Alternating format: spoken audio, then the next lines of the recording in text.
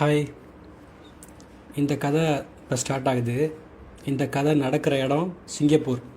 Date February 16, 2003. இந்த date, location இதெல்லாம் முக்கியம். ஏன்னா அந்த கதை ஃபுல்லாக அது மாறிட்டுருக்கும். இதை பொறுத்தும் கதையில் அந்த அட்டாச்மெண்ட்ஸ்லாம் வரும். சரி, ஓகே. ஸோ இப்போதைக்கு இந்த கதையோட ஹீரோயின் அவள் பேர் மஹிகா. மஹிகா இப்போ ஒரு ஹாஸ்பிட்டலில் அவள் ப்ரெக்னெண்ட்டாக இருக்கா. ஸ்கேன் பண்ணுறாங்க. ஸோ அவளுக்கு ப்ரெக்னென்ட் ஆகி இது 4வது வாரம். இன்னும் 33 வாரம் பெண்டிங் இருக்குது. ஸோ இது பொதுவாக ஸ்கேன் பண்ணிட்டாங்க. ஸ்கேன் பண்ணிவிட்டு இதுதான் ஜென்ரலாக அவளோட ஸ்டேட்டஸ். இப்போ அவள் ஹஸ்பண்ட் ஒருத்தர் இருக்காங்க. இப்போ இவங்க 2 பேர், இது ஜென்ரலான ஒரு சினாரியோ. இப்போ இந்த கதை அவங்க வீட்டிலேருந்து ஆரம்பிக்குது.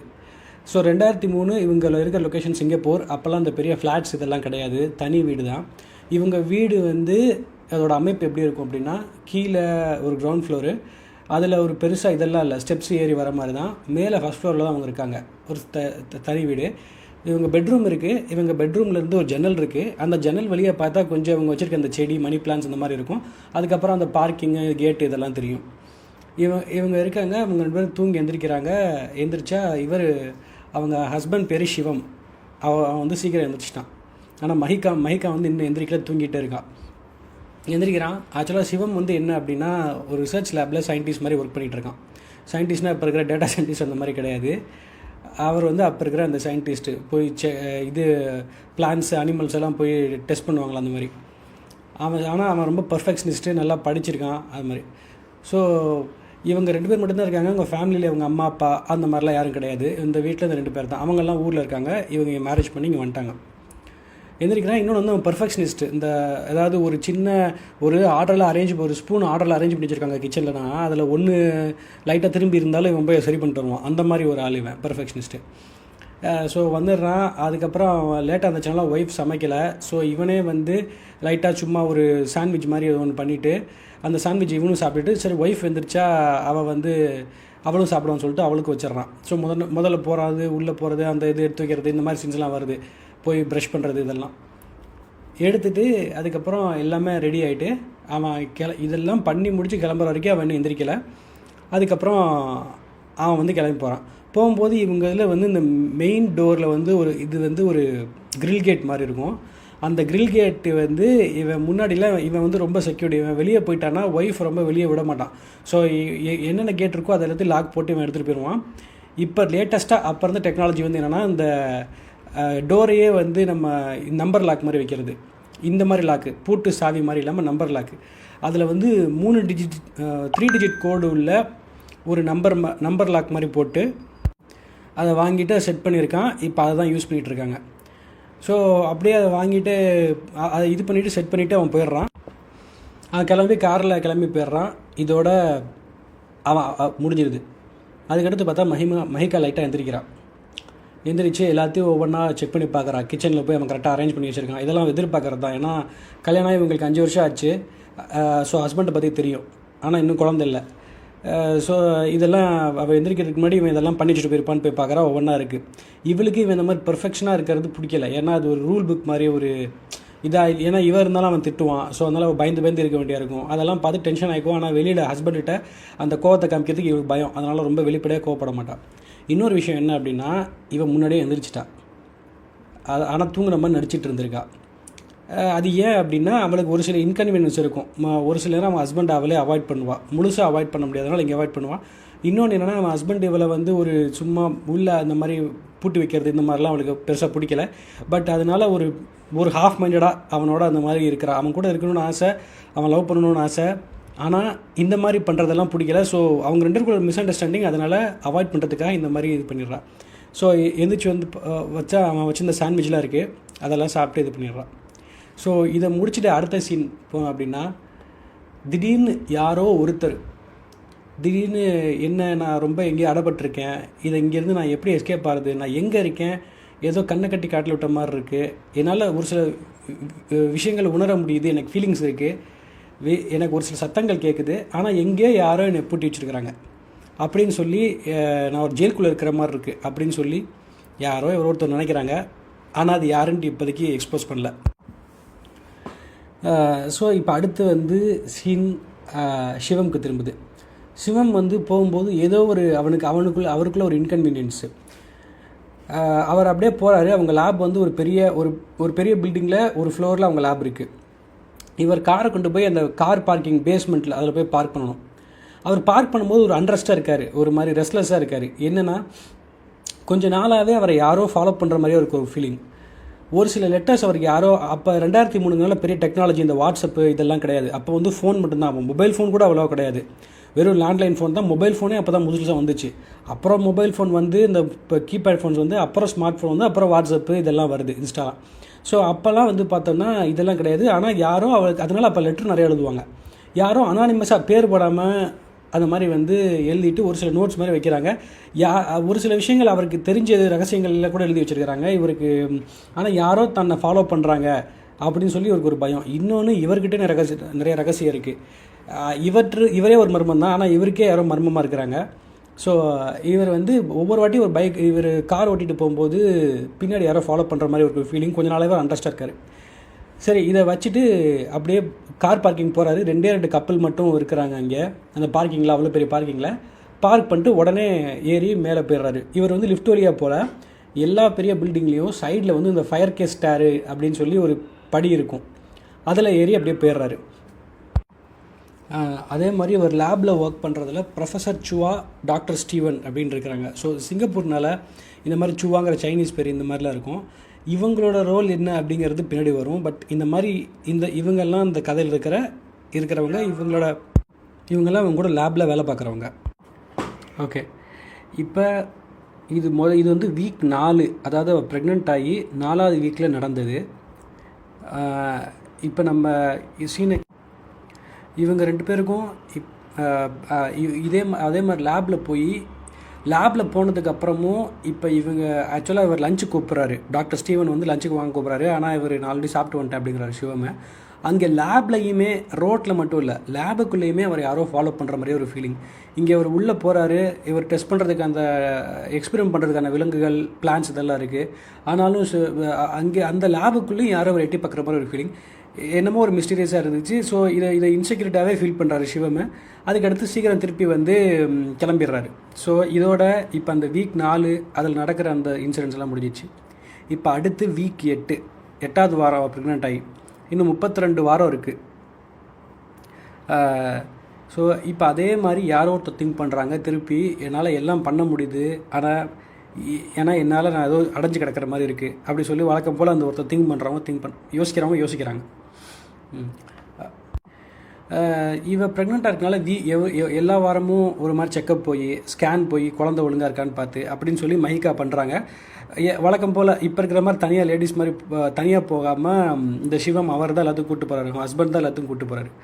ஆனால் 2 வாரத்துக்கு முன்னாடி எப்படி சிவம்க்கு வந்து யாரோ தன்னை ஃபாலோ பண்ணுற மாதிரி ஒரு ஃபீலிங் வருதோ, மஹிகாவுக்கும் இந்த மாதிரி யாரோ ஒருத்தவங்க நம்ம பக்கத்தில் நம்மளுக்கு கண்ணுக்கு தெரியாத ஆள் யாரோ இருக்கிறாங்க அப்படின்னு சொல்கிற மாதிரி ஒரு உணர்வு வந்துக்கிட்டே இருக்குது.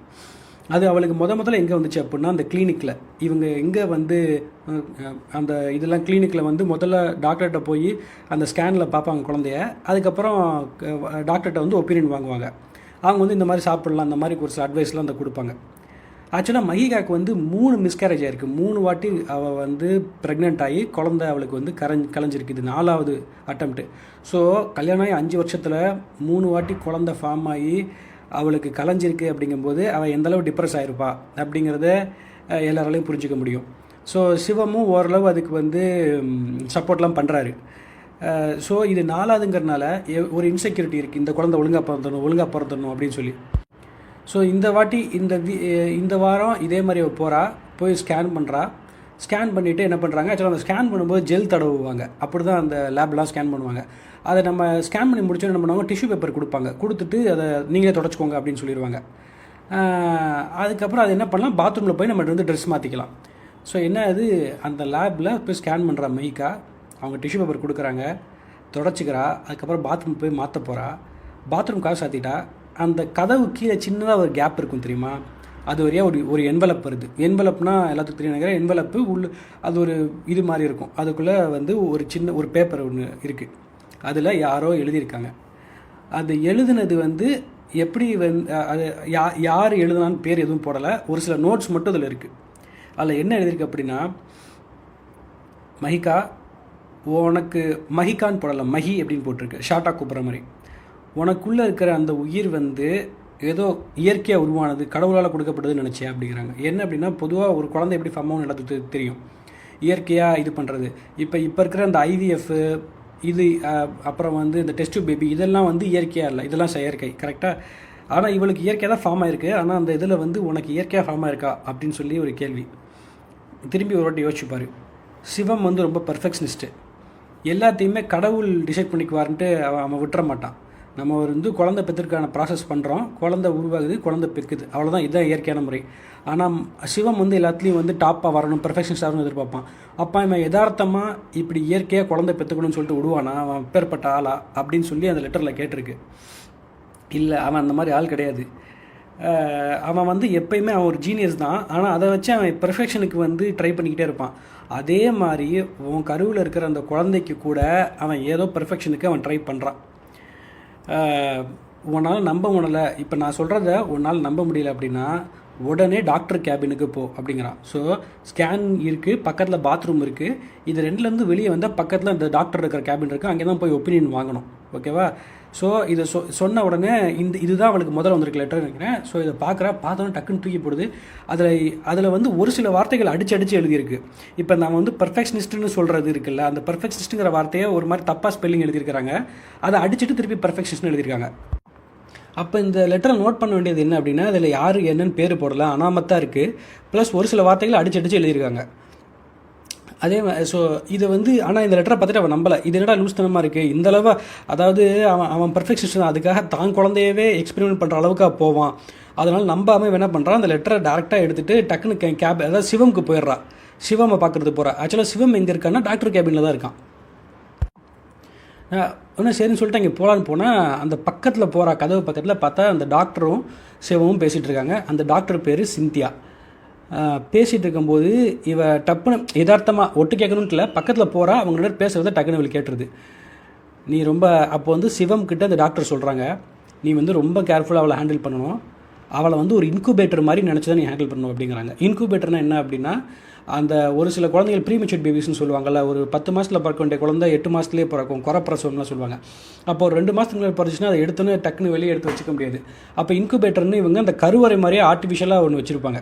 அதுக்குள்ளே எடுத்து அந்த குழந்தைய வந்து வச்சு அதை அப்படியே அந்த எப்படி இருக்குமோ அந்த ஒரு சூழலில் இருக்கும். ஸோ அந்த மாதிரி அவளை ட்ரீட் பண்ணு அப்படின்ட்டு அவர் அந்த டாக்டர் சொல்கிறது இவளுக்கு கேட்டுருது. இதை கேட்ட உடனே அவளுக்கு டக்குன்னு அந்த லெட்டரில் சொன்னதெல்லாம் உண்மையோன்னு ஸ்ட்ரைக் ஆகுது. அதுக்கப்புறம் இவள் திருப்பி சிவம் பார்க்க போல, அங்கேருந்து அப்படியே நழுவி சிவம் மேலே ஒரு பயம் வந்துடுது இவளுக்கு. ஒருவேளை இவன் அந்தளவுக்கும் கூட போகிற ஆளாக பண்ணுவாடுது.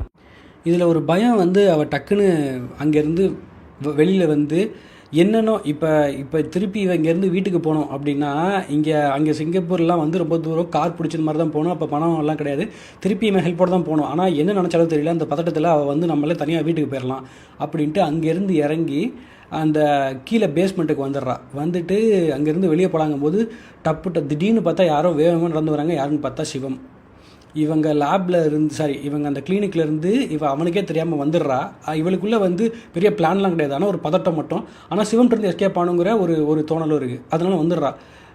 டக்குனு பார்த்தா திடீர்னு சிவம் வந்துடுறான். வந்துட்டு என்ன ஏன் அப்படி சொல்லாமல் போனேன் அப்படிங்கிறான். சிவமுக்கு இங்கே நடந்த எதுவுமே தெரியாது. அதாவது இவளுக்கு கிடச்ச லெட்டர்லாம் ஏன் இப்படி சொல்லாமல் போனேன் அப்படிங்கிறான். இவளுக்கு ஒன்றுமே தெரியல. அப்படியே பார்த்துட்டு என்ன சொல்கிறதுன்னு தெரியல. சிவமுக்கு தெரியாது இப்போ வரைக்கும், நம்மளுக்கு தெரிஞ்ச வரைக்கும் நினைக்கிறேன். அப்படியே பார்த்துட்டே இருக்கா. நீ ஏன் அப்படி லூஸ் தரமாக பண்ணுற, நான் தான் வந்துடுவேன்ல, அப்படின்னு உனக்கு அவசரம், அவர்கிட்ட ஒப்பீனியன் வாங்கிட்டு இருந்தேன் டாக்டர்கிட்ட, இதெல்லாம் சொல்லிவிட்டு சரி வா நம்ம போகலாம் அப்படின்ட்டு ஒரு மாதிரி திட்டிக்கிட்டே வர்றான். ஏன்னா இவன் இந்த மாதிரி முன்ன போய் நடந்துக்கிறது, முட்டாள்தனமாக பண்ணுறது, இதெல்லாம் அவனுக்கு பிடிக்காது. ஏன்னா அவன் எல்லாமே கரெக்டாக பண்ணுறாள். திட்டிக்கிட்டே வந்துகிட்டே இருக்கும்போது ஆக்சுவலாக இவளுக்கு ஒரு சில விஷயங்கள்லாம் ஞாபகம் வருது. ஆக்சுவலாக இவங்க 2 வருஷத்துக்கு முன்னாடி நியூ ஜெர்சியிலேருந்து சிங்கப்பூர் வந்திருக்காங்க. ஆக்சுவலாக அவங்க 2 பேருமே இந்தியாக்காரங்க. அப்புறம் ஏதோ ஒரு சுச்சுவேஷனில் ஏதோ ஒரு டயத்தில் இவங்க வந்து நியூ ஜெர்சிக்கு போயிருக்காங்க. நியூ ஜெர்சி வந்து யூஎஸில் இருக்குது. அங்கேருந்து 2 வருஷத்துக்கு முன்னாடி சிங்கப்பூர் வந்திருக்கிறாங்க. இது வந்து ஒரு சில பழைய விஷயங்கள்லாம் அவங்களுக்கு ஞாபகம் வந்துக்கிட்டே இருக்குது. இப்போ சரி சொல்லிவிட்டு சிவம் வந்து இவங்க 2 வீட்டுக்கு வந்துடுறாங்க. சிவம் வந்து வீட்டில் விட்டுட்டு அவனுக்கு இன்னொரு வேலை இருக்குதுன்னு சொல்லிட்டு சிவம் போயிடுறாரு. இப்போ அவள் கீழேருந்து இறங்கி கீழேருந்து மேலே வரணும். ஏன்னா மேலே தான் அவங்க ரூமெல்லாம் இருக்குது. அங்கே தான் டோட்டலாக அவங்க வீடு இருக்குது. ஸோ இவ வந்து மேலே வர்றா. மேலே வந்துட்டு உள்ளே உட்காந்து சில விஷயங்கள் நினச்சிட்டு இருக்கா. அந்த லெட்டர் வந்தது எல்லாமே நிறையா விஷயங்கள் இவளுக்கு வந்து ஒரு மாதிரி எதுவுமே வந்து கனெக்ட் ஆகலை. ஆனால் பதட்டமாகவும் இருக்குது, என்ன பண்ணுறது அப்படின்னு சொல்லி. அப்போ இவன் மேலே இருக்கும்போது திடீர்னு யாரோ மெயின் டோரை தட்டுறாங்க. மெயின் டோரை தட்டினோடனே இவளுக்கு வந்து ஆக்சுவலாக யாருன்னு சொல்லிட்டு இவன் கீழே இங்கே மேலேருந்தே கீழே பார்க்குறா. மேலே அந்த பால்கனிலேருந்து மேலே இருக்கிற அந்த ரூமில் இருக்கிற விண்டோ வழியாக ஜன்னல் வழியாக பார்த்தா கீழே தெரியும். ஸோ அதனால் இங்கே போய் பார்க்குறா, இங்கே யாரும் இல்லை. மெயின் டோரில் சரி யார் இருக்கான்னு சொல்லிட்டு தட்டுறது யாருன்னு சொல்லிட்டு யாருமே ஆனால் பேச மாட்டேங்கிறாங்க. அந்த நம்ம இது வழியாக பார்ப்போம்ல, அதுக்கு டோருக்கு வழியாக ஒரு லென்ஸ் மாதிரி இருக்கும், அதில் பார்த்தாலும் யாரும் இல்லை. சரி அந்த கீழே இந்த கிரில் கேட்டில் போய் திறந்து பார்க்கலான்னு பார்த்தா கிரில் கேட்டில் இருக்கிற அந்த இது வந்து மிஸ் ஆகுது, அதில் இருக்க சாவி வந்து மிஸ் ஆகுது.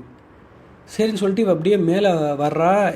ஆனால் கடைசியில் பார்த்தா திடீர்னு ஒரு இடத்துல சத்தம் நின்றுது, யாரும் இல்லை. சரி யாராக இருக்கும், யாரோ வந்துட்டு போயிட்டாங்களா என்னன்னு தெரியல. சிவமும் போயிட்டார், சிவமாக இருக்காது அப்படின்னு சொல்லிட்டு மேலே வந்து பார்த்தா இன்னொரு என்வலப் ஒன்று இருக்குது. திருப்பி அந்த என்வலப் பார்த்தோன்னா இவள் கை நடுக்க ஆரம்பிச்சிச்சு. அதை எடுத்து படிக்கிறதுக்கே அவ்வளோ நடுக்கமாக இருக்குது. உடனே அந்த என்வலப் எடுத்தா அந்த என்வலப்பு இவளுக்கு ஒரு டவுட் வருது, இது வந்து இவராக எழுதியிருக்குமோ அவராக எழுதியிருக்குமோன்ட்டு. பட் அதில் என்ன எழுதியிருக்கு இப்போ அப்படின்னா, அதில் எழுதியிருக்கிற ஒரு மெயின் கண்டென்ட் வந்து நீ எஸ்கேப் ஆகு, எப்படியாவது இங்கேருந்து எஸ்கேப் ஆயிரு. சிவம் வந்து உன்னையும் ஒரு லேப் ஸ்பெசிமென் மாதிரி தான் பார்க்குறான், ஒரு எக்ஸ்பெரிமெண்ட் எலி மாதிரி தான் பார்க்குறான். அவன் இன்னுமே வந்து இதாகலை, அவனோட குழந்தைங்கிறது கூட நினைக்கல, அவன் இன்னும் அந்த மாதிரி ஒரு மைண்ட் செட்டில் தான் இருக்கான். ஆனால் இப்போ உனக்கு இந்தந்த விஷயங்கள் தெரிஞ்சிருக்குங்கிறது சிவமுக்கு தெரியக்கூடாது. நீ ஆனால் எஸ்கேப் ஆகணும், அது எப்படி எஸ்கேப் ஆகணுங்கிறத நீ பாரு அப்படின்னு சொல்கிறாங்க. சொல்லிவிட்டு உங்கள் வீட்டில் புதுசாக ஒரு டோர் லாக் மாற்றிருக்காங்க. முன்னாடி ஸ்பூட்டு சாவியோடு இருந்ததை இப்போ வந்து நம்பர் லாக்காக மாற்றிருக்காங்கங்கிறது அந்த லெட்டரில் போட்டிருக்கு. உனக்கு வந்து இது குழந்தையாக இருக்கலாம், ஆனால் சிவமுக்கு வந்து இது வெறும் சாம்பிள் தான், ஒரு டெஸ்ட் பண்ணுற சாம்பிள் மாதிரி தான். ஆனால் உனக்கு வந்து இது வந்து உன் பையன், இது ருத்ரா அப்படின்னு அதில் போட்டிருக்கு. ஆக்சுவலாக அதில் விஷயம் என்ன நோட் பண்ணுறதுக்குன்னா, இவ்வளோ நாள் குழந்தை தான், அது ஆனா பெண்ணா நம்ம இன்னும் ஸ்கேன் பண்ணி பார்க்கல. ஆனால் இந்த லெட்டரில் என்ன போட்டிருக்கு அப்படின்னா, அது உள்ளே இருக்கிறது பையங்கிறது சொல்லாமல் அது உன் பையன் அப்படின்னு மட்டும் சொல்லிட்டாங்க. அப்படின்னா என்ன அர்த்தம்னா, உள்ளே ஒரு ஆண் குழந்தை இருக்குங்கிற மாதிரி தான் அர்த்தம். இன்னொன்று பேர் ருத்ராங்கிற பேரும் அதுலேயே சொல்லியிருக்கு. அந்த லெட்டர்லேயே அவங்களே ஒரு பேர் வச்ச மாதிரி சொல்கிறாங்க. நீ வந்து அவனை எப்படியாவது நீ அந்த பையனை உன் குழந்தைய நீ காப்பாற்றணும், அதனால் எப்படியாவது நீ எஸ்கேப் ஆகு அப்படின்னு சொல்லி போட்டிருக்காங்க. இந்த லெட்டர்லேயும் மஹிகான்னு போடாமல் மஹின்னு தான் போட்டிருக்கு. இவளுக்கு என்ன இது அப்படின்னா, இந்த உலகத்துலேயே 2 பேர் தான் அவளை மஹின்னு சொல்லி கூப்பிடுவாங்க. ஒன்று சிவம், இன்னொன்று அவங்க அப்பா. ஆக்சுவலாக அவங்க அப்பா வந்து இப்போ இல்லை. ஸோ அப்போ சிவமே அவனை பற்றி தப்பாக எழுதி தான் ரகசியமாக ஒருவேளை அவன் அந்த குழந்தைய ஒரு ஸ்பெசிமென் மாதிரி தான் பார்க்குறான்னா, அவன் எதுக்கு அவனே போட்டு கொடுக்க போகிறான்? அப்போ சிவம் எழுதியிருக்க மாட்டான். அப்போ அவங்க அப்பா எழுதியிருப்பாங்களான்னா அதுக்கும் வாய்ப்பு இல்லை.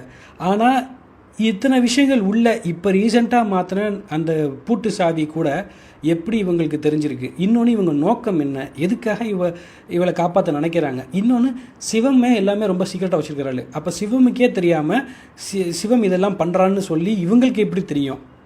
இன்னொன்று இதெல்லாம் தவிர இது சிவம் எழுதியிருக்கிறதுக்கு இன்னொரு வாய்ப்பு இல்லைங்கிறதுக்கு என்ன அப்படின்னா, இதில் நிறைய இது அடிச்சு எழுதியிருக்காங்க. சிவம் ஒரு லெட்டர் எழுதுனா அடிச்சு எழுத மாட்டான், அவன் பெர்ஃபெக்ஷனிஸ்ட்டு. ஸோ அவன் நீட்டாக க்ளீனாக இருக்கணுங்கிறதுக்காக அடிச்செல்லாம் எழுதாமல் நீட்டாக எழுதுவான். ஆனால் இதில் அடிச்சு எழுதியிருக்கு. இன்னொன்று மகின்னு போட்டிருக்கனால இவளுக்கு இவங்க அப்பான்னே தோணுது. இது என்னவா இருக்கும்? இப்போ வெளியில் கதவை தட்டினது யாராக இருக்கும்? ஒருவேளை கதவை தட்டிட்டு அவளை டைவர்ட் பண்ணிவிட்டு யாராவது லெட்ரு போட்டிருக்காங்களா? இல்லை லெட்ரு போட்டாலும் எப்படி இவ்வளோ ஒரு நுணுக்கமான விஷயங்கள்லாம் தெரியும் அப்படின்னு சொல்லி மஹிகா இந்த யோசனையிலேயே ஃபுல்லாக டோட்டலாக என்ன தான் நடந்துகிட்டு இருக்கீங்க அப்படின்னு சொல்லி அந்த ஒரு நினப்பிலே இருக்கிறா. இதோடு நான் இந்த ரெக்கார்டை முடிக்கிறேன். அடுத்தடுத்த சீன்ஸ் நான் அடுத்த ரெக்கார்டில் அனுப்புகிறேன்.